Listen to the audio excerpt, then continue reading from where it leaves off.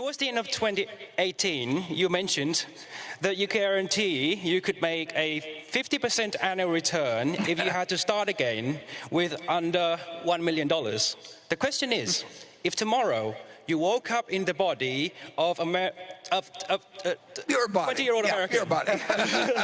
But that's fine. And your name was now Warren Buffett. And you had some money to invest on a full-time basis. What method or methods would you use to achieve that return?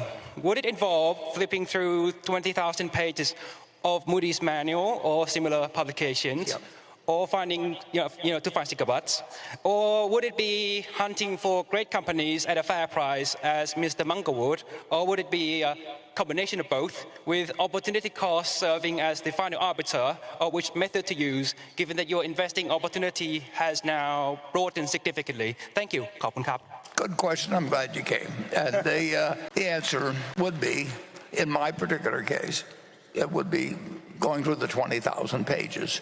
And since we were talking about railroads, I went through the Moody's Transportation Manual a couple of times. That was 1,500 or 2,000 pages, or probably 1,500 pages. And I found all kinds of interesting things when I was 50 or when I was 20 or 21. And I don't imagine there's anybody here that knows about the Green Bay and Western Railroad Company, but there were hundreds and hundreds of railroad companies, and I like to read about every one of them. The Green Bay and Western, in those days, everybody had a nickname for railroads. I mean, that was just what Northern Pacific was, the Nipper, and Phoebe Snow was one of them in the east that used to go up to Cornell, and the Green Bay and Western was known as grab baggage and walk, and GB&W, and they had a bond that was actually the common stock, and they had a common stock that was actually a bond, and that could lead to unusual things, but they wouldn't lead to unusual things that would work for you with many millions of dollars. But if you collected a whole bunch of those, which I set out to do, and actually that's what impressed Charlie when I first met him, because I knew all the details of all these little companies on the West Coast that he thought I would never have heard of.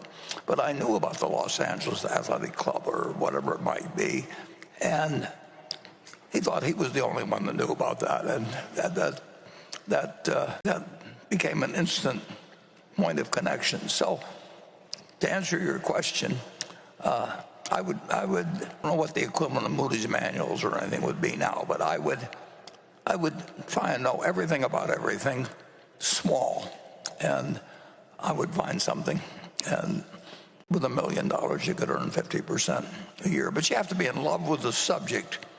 You can't just be in love with the money. You really got to just find it like essentially like, people find other things in other fields because they just love looking for it.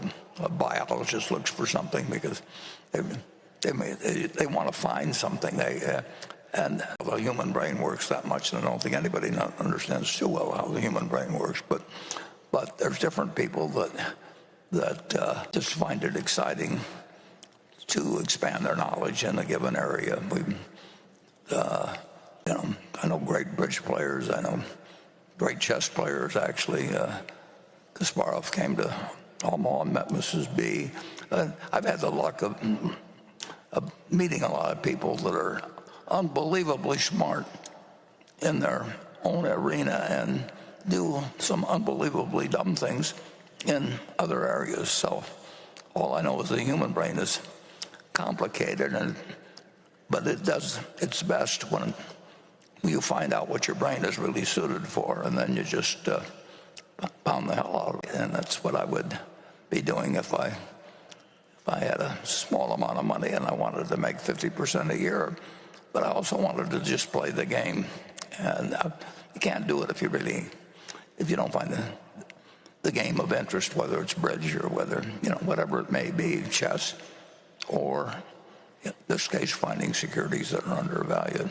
But it sounds to me like you're on the right track. I mean, anybody that'll come all the way to this annual meeting has got something in their mind other than bridge or chess. So I'm glad you came, and come again next year.